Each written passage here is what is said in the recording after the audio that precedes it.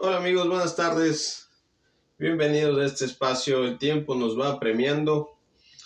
Hoy tenemos un video en el que analizaremos a Javier Hervas y a Daniel Noboa.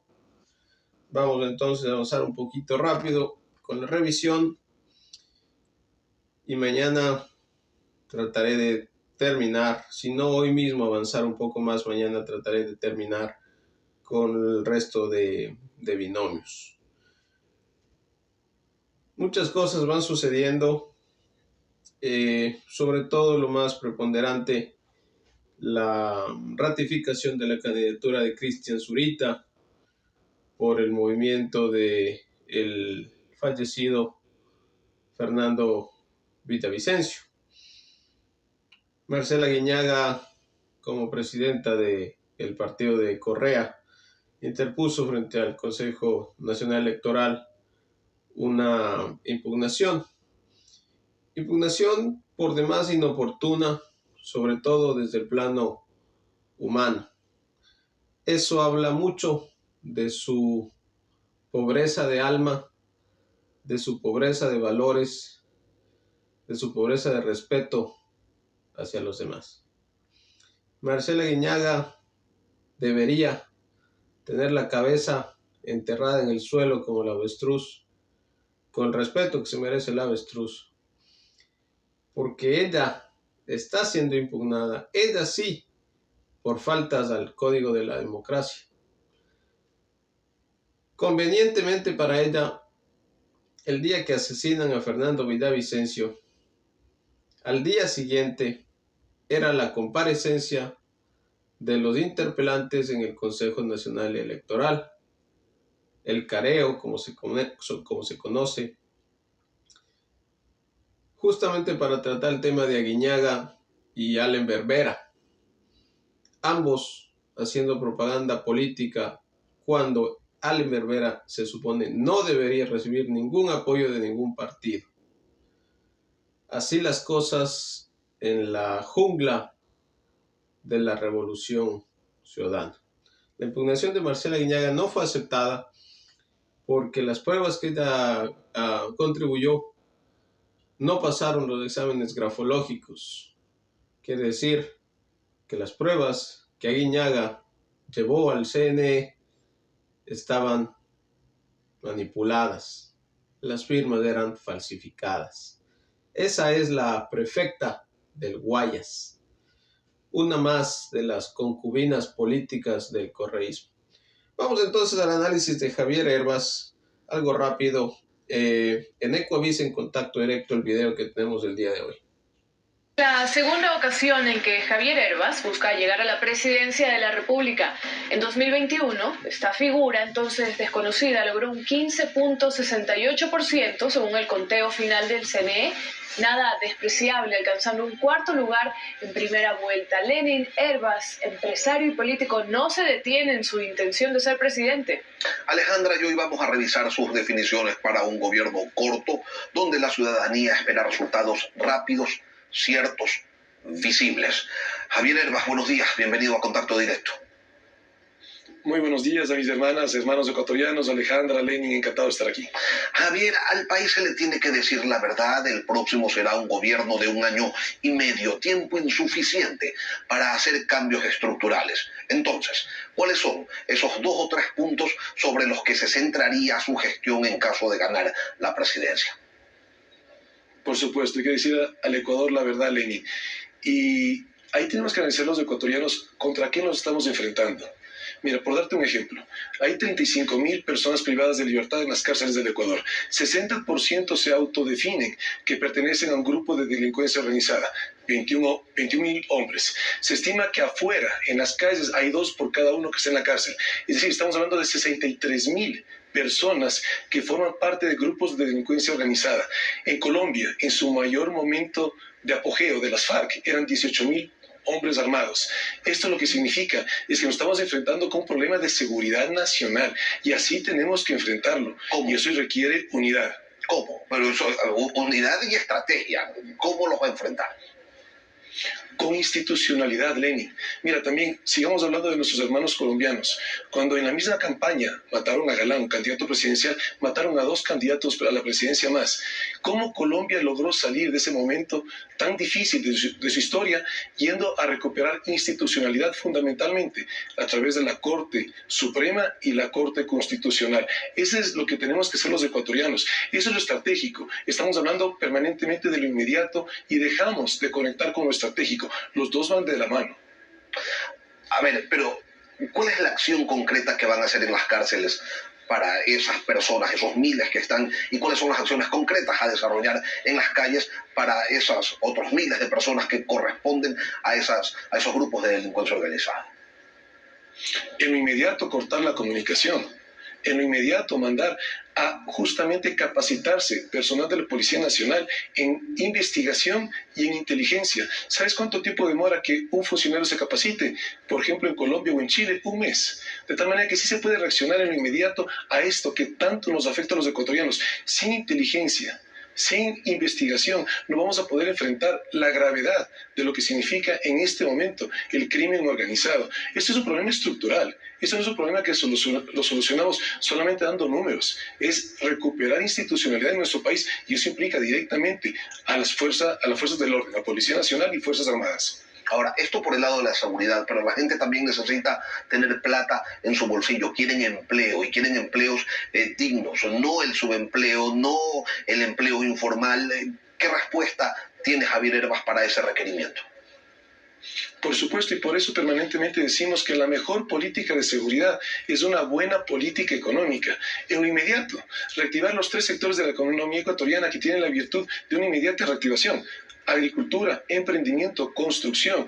En lo estratégico, necesitamos recuperar proyectos estratégicos de nuestro país. Por ejemplo, un proyecto de fondo, un puerto que sea estratégico para el país, para que pueda conectarnos con el Asia. Eso no lo tiene el Ecuador. Perú lo está haciendo, le está haciendo 2 puertos. Lo están dejando a un lado, la ausencia de política pública que piense en país, y eso está haciendo que el Ecuador esté solamente en lo inmediato, olvidando que el país tiene que proyectarse. Hay que reactivar economía, hay que generar plazas de trabajo, pero eso es consecuencia de una reactivación económica. ¿Y cuál sería esa medida? Que llega Javier Hervas a Carondelet y dice, ok, tengo que tomar una decisión, y esa decisión va a redundar en que la gente pueda pues tener la posibilidad de acceder a un trabajo, de que las empresas puedan pues reactivarse y requerir de más personal. ¿Cuál sería esa decisión?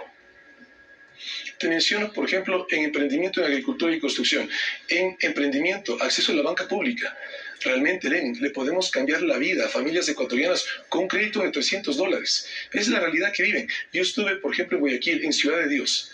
Y tú conversas con las personas y lo que necesitan es poder emprender, porque evidentemente va a ser muy difícil en esta situación grave de buscar un trabajo, y hay que dar una acción inmediata a eso. En la agricultura, política de semillas, acceso de la banca pública, mercados internos y externos, recuperar educación en los colegios agropecuarios. Estos temas que te menciono son de reacción inmediata. Se lo puede hacer en menos de unos 3 meses. Implica decisión. Mira, realmente no importa.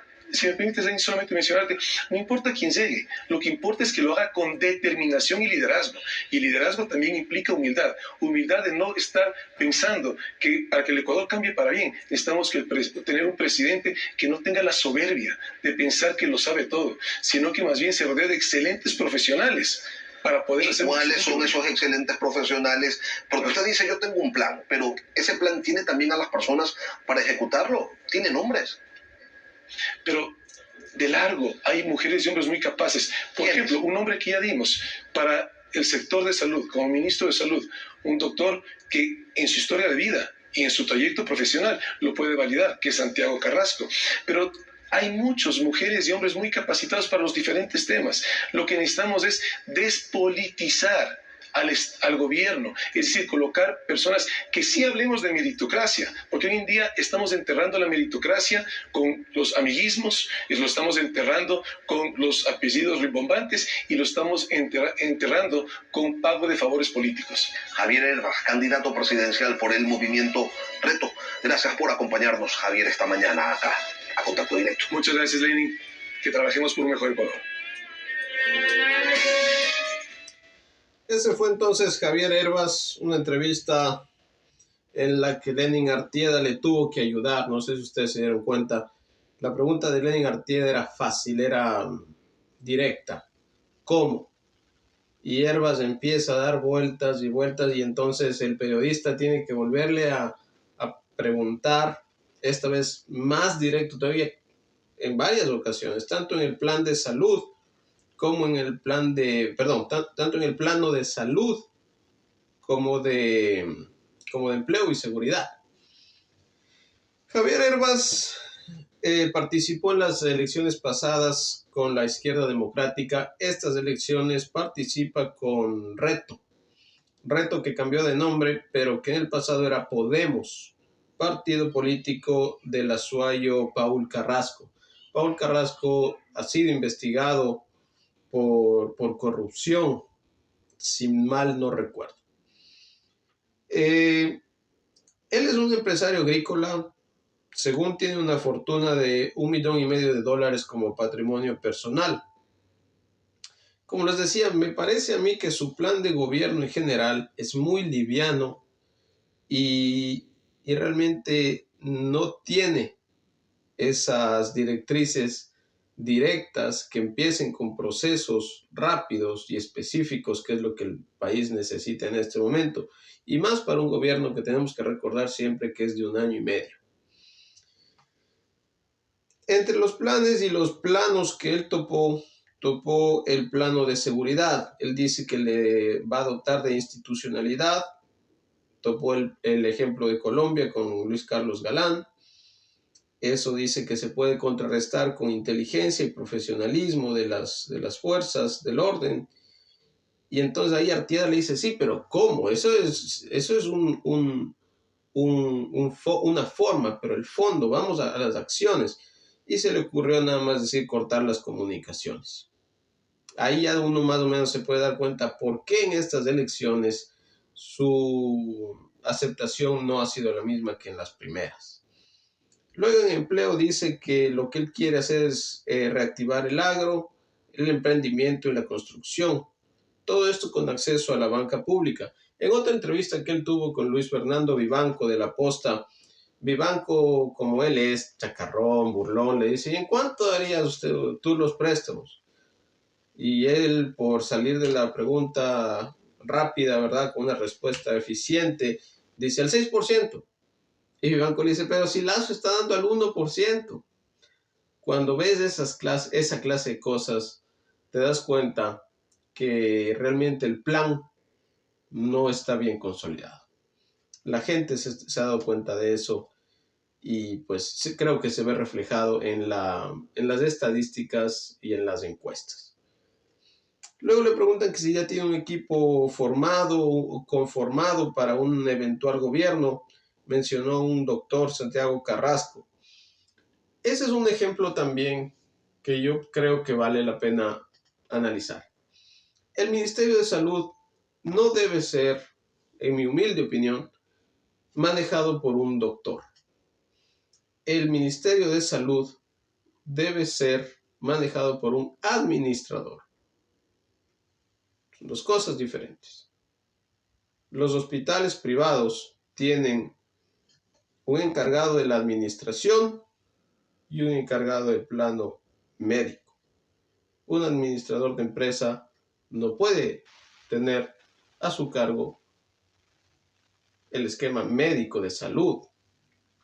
Un médico, un doctor en medicina, no puede tener a su cargo el trabajo y el esquema de administración. Y ese es un error en el que han incurrido la mayoría de presidentes al momento de conformar sus gabinetes ministeriales. Dijo algo importante en lo que sí concuerdo con él y es en despolitizar los puestos y los cargos públicos. Ahí sí tiene razón. Ahí sí tiene razón.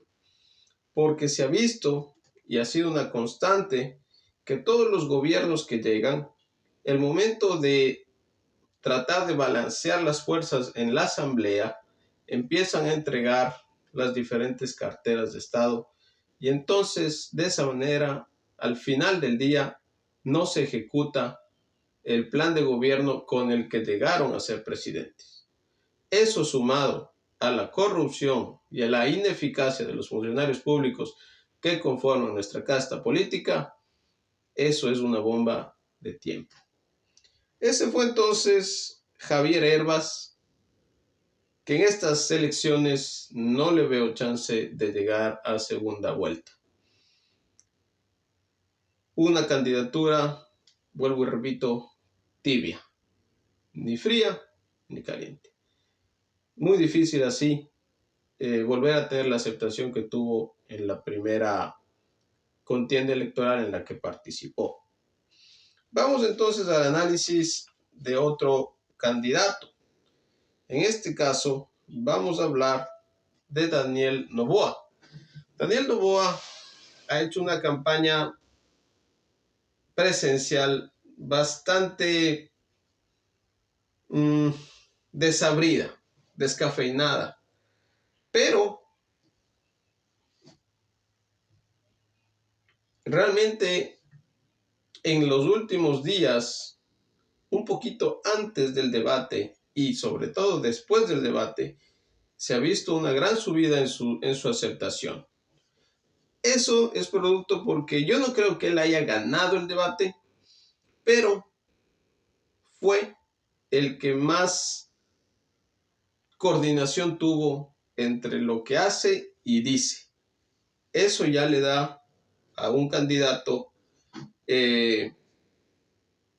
más conexión con la gente, ¿verdad? Sobre todo con la gente que quiere escuchar propuestas que se pueden realizar. Vamos entonces a ver, este es un video también de contacto directo, también con Lenín Artieda. Curiosamente, tanto Lenín Artieda como Daniel Noboa, sus papás trabajaron en el gobierno de Abdalá Bucaram.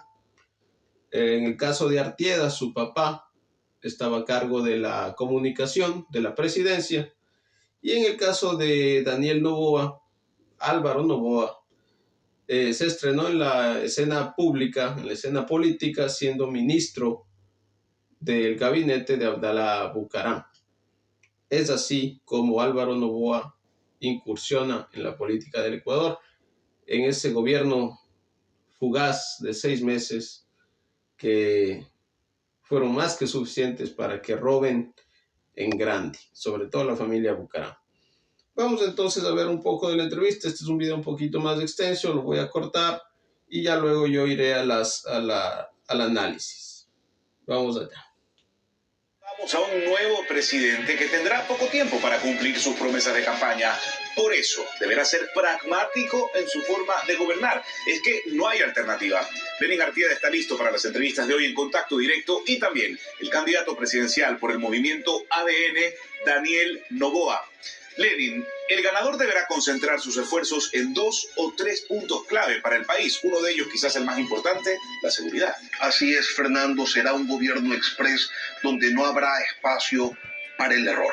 Le damos los buenos días a Daniel Noboa, el candidato más joven en la contienda electoral. Gracias por acompañarnos hoy aquí en Contacto Directo. Bien. Candidato, un gobierno de 1 año y medio es un gobierno ajustado, es un gobierno que tendrá que capear más de una crisis y que deberá enfocarse en 2, quizás en 3 aspectos. Si Daniel Noboa llega a ser electo, ¿cuáles serían los temas primordiales de su gestión? Bueno, seguridad y generación de empleo es clave, es importantísimo darle la seguridad y tranquilidad a las personas, así mismo como generar la mayor cantidad de plazas de trabajo, especialmente para la juventud. Vamos al cómo en materia de seguridad. ¿Cuál es el objetivo que usted se plantea? Bueno, el objetivo es reducir a la mitad de muertes violentas en el primer año y reducirlo a casi 0 después de los 18 meses. Es importantísimo darle la tranquilidad a la gente que pueda salir a las calles. Debemos de dar seguridad en las cárceles. Debemos de tener segmentación correcta. Nuestro plan de seguridad es el mejor plan de seguridad y mejor elaborado. No es de media página. Nuestro plan de seguridad consiste en tener seguridad en las fronteras, militarización de las fronteras y de los puertos, segmentación de cárceles, tener cárceles barcazas también, que se lleven 80 millas fuera de la costa a los criminales más peligrosos. Una agencia central de inteligencia con cooperación internacional para identificar las amenazas y las zonas donde hay mayor riesgo y protección de los barrios y zonas urbanas donde hoy en día se vive una miseria. Informes de la propia Policía Nacional, candidato, señalan que hasta dentro de la policía pues hay elementos cooptados por el crimen organizado. ¿Cree usted necesario una depuración de la institución como tal? Clarísimo, por eso la Agencia Central de Inteligencia tiene que ser independiente. No puede ser parte de la policía, no puede ser parte del ejército, ni puede ser solo dedicado a la presidencia de la República. Tiene que ser integral, una sola agencia de inteligencia, no tres separados. De esa manera también se puede identificar cuando hay manzanas podridas en la policía o en las Fuerzas Armadas. Y decía usted que el otro eje pues, de su gobierno, dentro de estos temas urgentes, sería el de generar empleo. ¿Cómo? Bueno, hay que dar las condiciones. Primero, darle seguridad a la gente con un plan elaborado y que haga sentido. No más bala, sino prevenir de que haya bala. Y también dar las condiciones, volver al Ecuador más competitivo, bajar el costo de luz con inversión en transmisión y en distribución eléctrica. ¿Solo para los empresarios o para toda la población? No. Para los hogares, para la familia ecuatoriana. Vamos a bajar también los combustibles, que por ende va a reducir el costo del transporte público, el transporte de carga y el costo de los agricultores, pequeños y medianos. ¿El precio de los combustibles implica darle más subsidios o cómo es que usted lo plantea? Significa ser efectivo. ¿Cómo vamos a ser efectivos? Tenemos que repotenciar dos refinerías, Esmeraldas y La Libertad, y nosotros refinar el diésel. ¿Por qué solo el diésel? No el Super, no Ecopaís, no el Extra, no el Eco Plus Plus, ni nada de eso. Porque el diésel es lo que está más relacionado con el costo de la vida. Y también, de acuerdo a la Agenda 2030 de las Naciones Unidas, es el último combustible que se va a dejar de consumir. Entonces es importantísimo pensar no solo al mañana, sino pensar en los próximos 15 años. ¿Usted propone llamar a una consulta popular con cuántas preguntas? ¿Sobre qué temas? Tiene que ser entre 10 y 12 preguntas. 12 preguntas máximo. Primero, rol de Fuerzas Armadas. Segundo, reforma judicial. Clave. Necesitamos que si es que se captura algún criminal, que no se lo suelten 48 horas. Hay gente que se lo encuentra con 600 kilos de droga y 10 rifles y aún así el fiscal se abstiene de acusar. Tiene que haber protección también para los funcionarios honestos. Y asimismo, debemos de armar las condiciones para generar empleo. ¿Cómo? Con costos bajos para la industria y con beneficios tributarios solo a los que generan empleo. Esos son los temas principales, pero me dijo 10, 12 preguntas. Allí están faltando algunas. No, es que cada tema tiene 3, 4 preguntas. Lo entiendo. Ahora, ¿es necesario para generar trabajo una reforma al código o usted cree que se pueden simplemente aplicar algunas variaciones y seguir con el mismo código tal como está? Hay ciertos ajustes que se deben de hacer, especialmente en zonas francas y en zonas especiales de desarrollo, que fomentan la exportación y fomentan el comercio internacional. Lo que no podemos hacer es regresión de derechos. Nuestra Constitución lo prohíbe. El tema de la gestión es pues necesario atenderlo. Un gobierno de 1 año y medio necesita que haya operadores efectivos, ágiles, y en función de aquello, candidato, ¿usted ya tiene definido quiénes van a ser los integrantes de su equipo de trabajo? Sí, ya tenemos varios nombres, pero más importante, aparte de la competencia, que tiene que ser gente competente, tiene que ser gente que crea en el proyecto. Es importante que sean personas que confíen en el proyecto. Secretario de Comunicación, Iván Carmignani. Ministro de Agricultura, Iván Wong. Para Canciller, Gabriela Sommerfeld. Para Ministra de Producción, puede ser Sonsoles García. Hay nombres de gente que ha confiado en mí, ha confiado en mi proyecto y al mismo tiempo son muy competentes. Tiene que ser las dos cosas, porque si no nos pasa lo que le pasó a Lazo. Pero sería un gobierno de empresarios, entonces. No necesariamente. No necesariamente. Es de gente que entiende a la empresa, pero también entiende la realidad de la familia ecuatoriana, entiende la realidad de los jóvenes, entiende lo que está pasando en el Ecuador. Estas personas, estos nombres que usted nos ha dado, ¿son personas que acompañan su proyecto, que participaron en la construcción del proyecto o son personas a las que usted simplemente considera competentes para que formen parte de un eventual gobierno de Daniel Noboa? Es gente que ha confiado en Daniel Noboa, es gente que ha confiado y nos ha acompañado. Bueno, ese fue Daniel Noboa. Vamos al análisis rápido de su perfil como ser humano y luego vamos al análisis de las propuestas que son interesantes. Daniel Noboa en esta vez participa en las elecciones con su movimiento ADN, pero ese movimiento realmente está compuesto por Pueblo e Igualdad Democrática, que fue creado por el primo de Lenín Moreno. Y a ese movimiento se suma Mover, ex Alianza País. Lo que son las cosas, el partido que creó Correa terminó quedando en las manos de Álvaro Noboa y ahora en su hijo. Nadie sabe para quién trabaja. Daniel Noboa ha sido exasambleísta, presidente de la Comisión de Desarrollo Económico, presentó varios proyectos de ley, 11 proyectos de ley para ser más preciso, y le fue muy bien, tuvo muy buen feeling con los demás partidos y miembros de la Asamblea, algo que no es fácil, más cuando esos partidos tienen caporales dando órdenes por teléfono. Me refiero, sí, al Partido Social Cristiano con su capataz Jaime Nebot y al cártel político de la Revolución Ciudadana con su capo Rafael Correa, prófugo de la justicia. Aún así, y con todo lo que eso significa, tuvo 11 proyectos de ley, ¿verdad?, que pasaron en el Pleno con más de 100 votos. Dice él que lograr los consensos no es fácil, pero es posible. Eso es importante. Luego le preguntaron sobre un viaje a Rusia, que él había contribuido. Él dijo que no, que a Rusia, que es el tercer socio comercial de Ecuador, había que ir y que esa comisión que fue formada por varios perfiles de la Asamblea. Sí, ahí también habló un poco de política y subrayó que en el 98 y en el 2002 le robaron la presidencia a su papá. La del 98 fue más clara. Yamil Maguad le robó las elecciones a Álvaro Noboa. Y en el 2002 hubo algo de eso, pero no fue tan contundente, tan descarado como en el 98. Sobre seguridad, él dice que hay que fortalecer las fronteras, los puertos, sugirió la creación de cárceles barcazas, la protección de barrios, depuración de las fuerzas del orden, una creación de una sola central de inteligencia. Son propuestas que me parecen a mí que son más inteligentes y se miran ya más concretas. Luego yo daré mis sugerencias, tal vez estemos de acuerdo o no.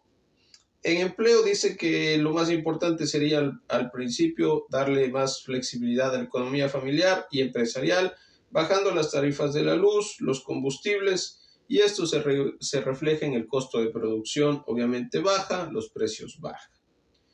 Le preguntaron entonces si va a haber subsidio, dijo que se focalizaría en producir diésel, a más producción se pueden flexibilizar los precios.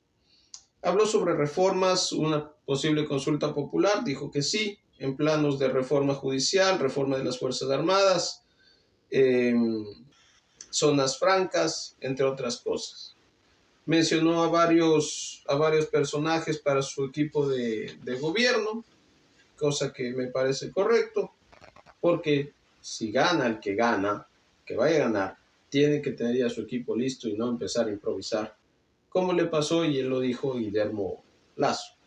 El caso de Lasso, más que improvisación, es corrupción. No nos digamos mentiras.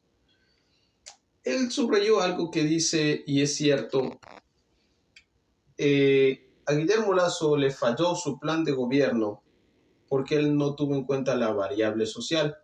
No es lo mismo manejar una empresa a números fríos, a reportes de contabilidad fríos, a manejar un Estado en el que hay que administrar para gente.